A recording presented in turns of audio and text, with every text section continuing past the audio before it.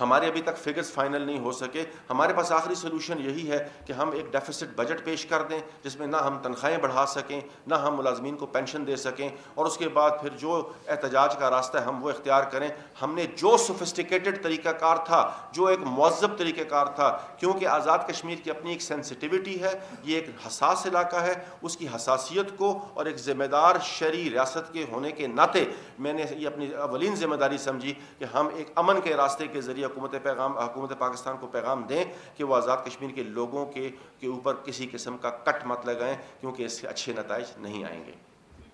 بسم اللہ الرحمن الرحیم. جی, سب سے پہلے میں نیشنل پریس کلب, آپ کے تمام پرنٹ الیکٹرانک میڈیا کے جتنے بھی ہمارے احباب یہاں تشریف فرمان کو شکریہ ادا کرتا ہوں, اور آپ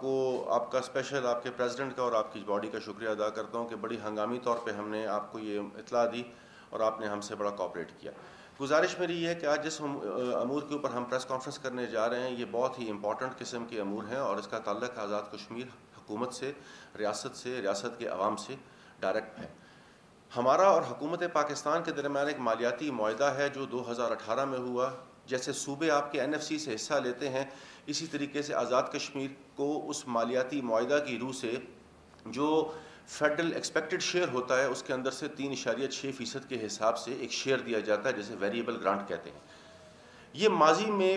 کبھی ایسا نہیں ہوا, تاریخ میں پہلی دفعہ ایسا ہوا کہ آزاد کشمیر حکومت کے ریکرنگ بجٹ کے اوپر جو نارمل میزانیہ ہوتا ہے,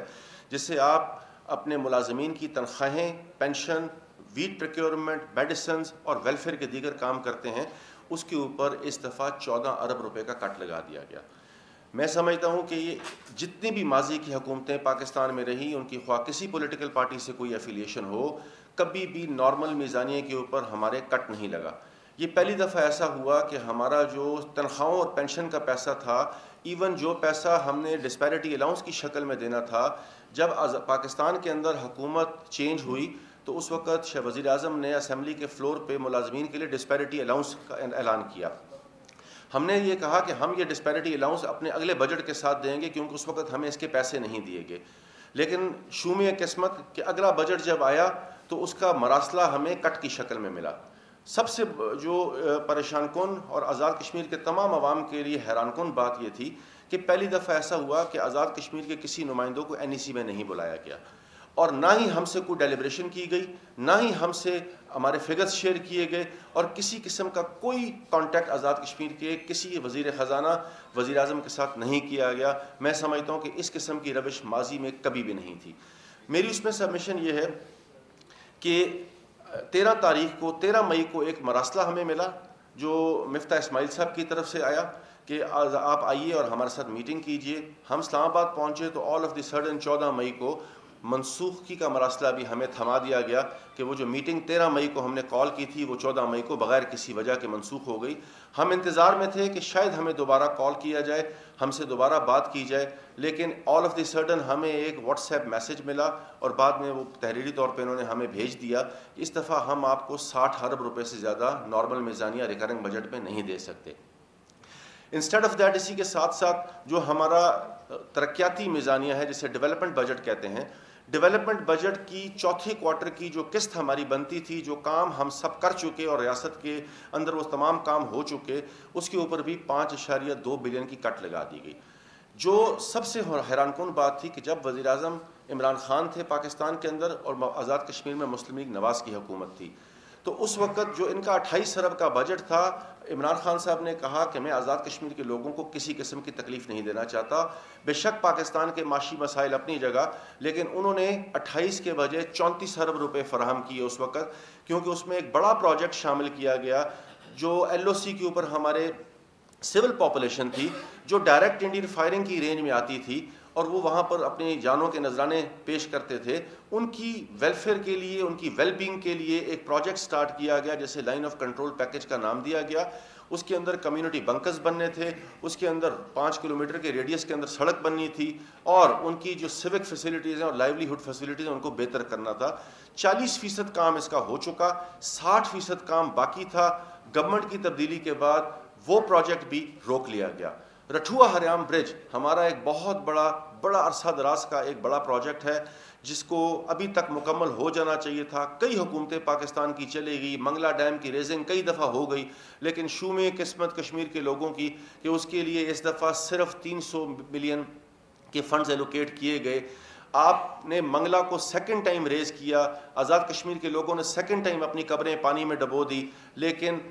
رٹھوا ہریام برج کمپلیٹ نہ ہوا, اور اس کو کبھی کشمیر کونسل, کبھی پی ایس ڈی پی, کبھی کشمیر کونسل, کبھی پی ایس ڈی پی کے اندر ایک لوڈو کی طرح ہمیں جس طرح گیٹیاں کھیلتے ہیں اس طرح ہمیں کھلایا جا رہا ہے. تیسرا آزاد کشمیر اسمبلی کا ایک بڑا پروجیکٹ ہے جس کی بلڈنگ اس وقت انڈر کنسٹرکشن ہے. اس کے لیے اس دفعہ 400 ملین 40 کروڑ روپے کی رقم مختص کی گئی, جو کہ ایک ہیوج پروجیکٹ تھا جو اس وقت اپنے فل پیس کے اوپر کنسٹرکشن کر رہا ہے. ہمارے جو ایرا کے ٹائم پہ سکولز تھے جن کی تعداد لگ بھگ 583 ہے جو شیلٹر لیس سکول ہیں, وہ کیونکہ ایرا کے ختم ہونے کے بعد اس کا ڈیٹا ہم نے این ڈی ایم اے سے شیئر کیا. عمران خان صاحب کے ٹائم پہ ہماری جب ملاقات ہوئی تو انہوں نے کہا کہ ہم اس کے پیسے دیں گے, لیکن وہ سکول بھی گئے اور ان کے اس پروجیکٹ کا بھی ابھی ہمیں کوئی پتہ نہیں ہے. جو کشمیر کونسل کے پروجیکٹ تھے جو چل رہے تھے آن گوئنگ پروجیکٹس, کہا گیا کہ اس کو آپ اپنی اے ڈی پی کا حصہ بنا لیں. اس میں کہا جا رہا ہے کہ آپ جو کشمیر کونسل کے پروجیکٹس ہیں اس کو بھی اپنی اے ڈی پی میں شامل کر لیں. اب میری اس میں کائنڈ سبمیشن تمام احباب سے یہ ہے کہ آپ کا ڈالر اس وقت 210-212 پہ ٹریڈ کر رہا ہے, آپ کی پیٹرول پرائسز اس وقت 263 روپے پہ چلی گئی ہیں, ہمیں ہر 10 دن کے بعد سی ایس آر چینج کرنے پڑ رہے ہیں. اس وقت جو صورتحال ہے, اگر ہم اس 26.5 بلین کے پروجیکٹ کے ڈیولپمنٹ بجٹ کو لے کے چلیں تو انفلیشن کے بعد اور جو آن گوئنگ پروجیکٹس ہیں ان کے بعد یہ 10 ارب بھی نہیں ہمارے پاس پیچھے بچتا. میری گزارش یہ ہے کہ اس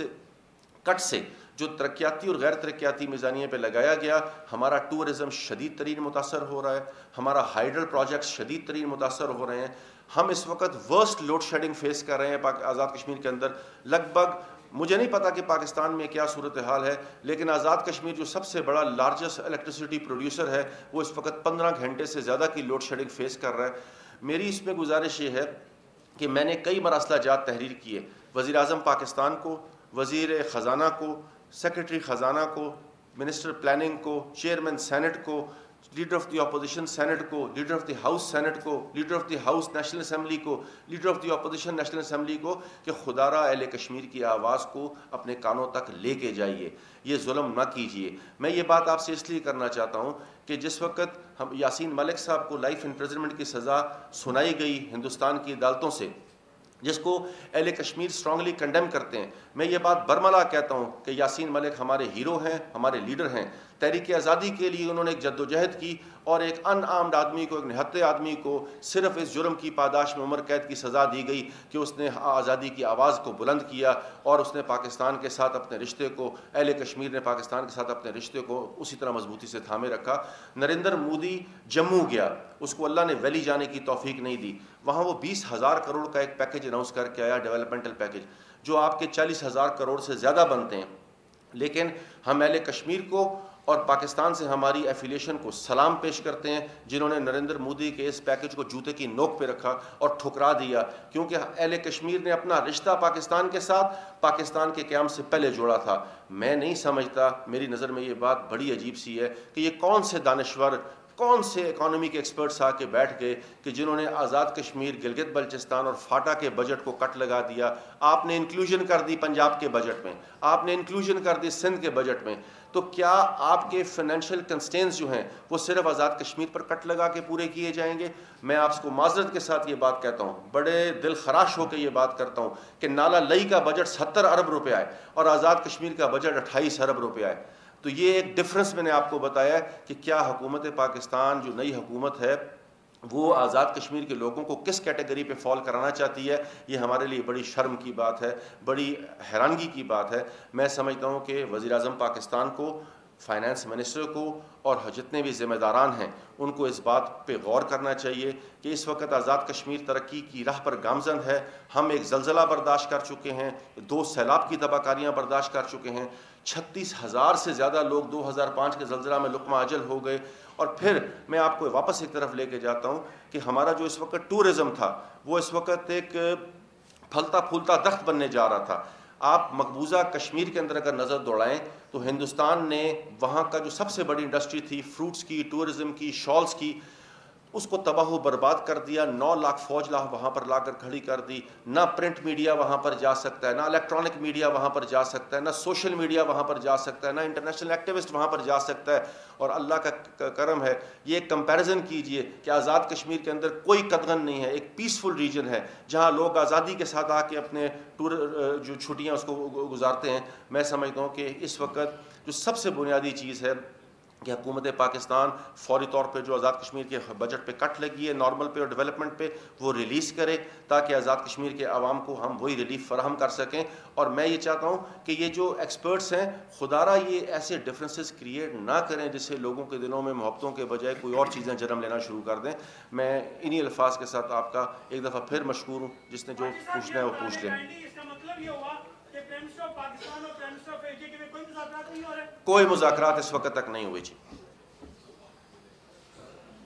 اچھا سر، یہ بتائیے گا کہ یہ وفاقی حکومت نے جس طرح جے کے بجٹ پہ کاٹ لگایا، ایک تو یہ بتاتے ہیں جس طرح آپ نے خود بھی ذکر کیا کہ پہلے ہی لوڈ شیڈنگ کا آپ کو شدید لوڈ شیڈنگ کا سامنا، اتنی دفعہ توجہ مبذول کروانے کے باوجود یہ مسئلہ حل نہیں ہو رہا. اور یقیناً میں بھی آزاد کشمیر کا رہنے والا ہوں، مجھے بھی اس مسئلے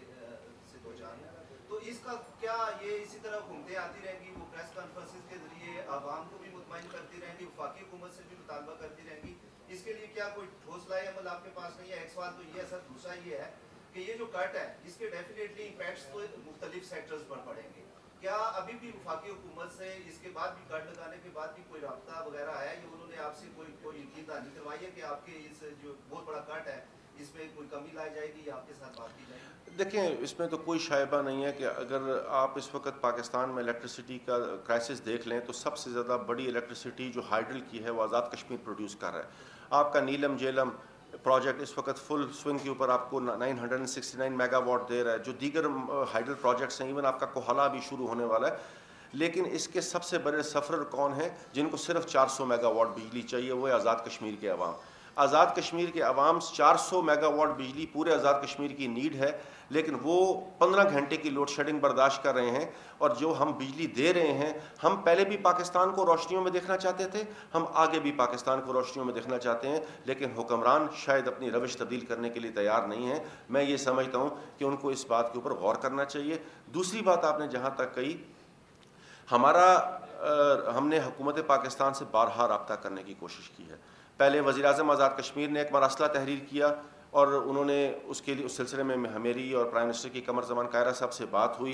لیکن وزیر اعظم پاکستان کے لیول پہ آج تک نہ ہم سے کوئی کورسپونڈنس کی گئی، نہ ملاقات کی گئی اور نہ کوئی بات کی گئی. ابھی پتہ لگا ہے کہ 21 تاریخ کو ایک انہوں نے کمیٹی بنائی ہے جو قمر زمان کائرہ صاحب ہیڈ کر رہے ہیں، جس کو فائنانس منسٹر اور پلاننگ منسٹر پاکستان کے اور پی ایم اے جے کے اور سی ایم جی بھی اس میں شامل ہو گئے. لیکن میری گزارش آپ سے صرف یہ ہے کہ جو اخراجات کا تخمینہ ہے وہ سندھ بھی دے گیا، پنجاب بھی دے گیا، خیبر پختونخوا بھی دے گیا، وہ بلوچستان بھی دے گا. صرف ایک آزاد کشمیر ہے جو ابھی تک اس ننگی تلوار کو اپنے گلے میں اپنے توق میں لٹکا کے کھڑا ہے کہ کب ہمیں یہ ساری چیزیں ملیں گی تو ہم اپنا بجٹ فائنل کر کے اپنے لوگوں کو اس کو ریلیف کی طرف لے کے جائیں گے. ہمارے ابھی تک فگرز فائنل نہیں ہو سکے. ہمارے پاس آخری سلوشن یہی ہے کہ ہم ایک ڈیفیسٹ بجٹ پیش کر دیں جس میں نہ ہم تنخواہیں بڑھا سکیں، نہ ہم ملازمین کو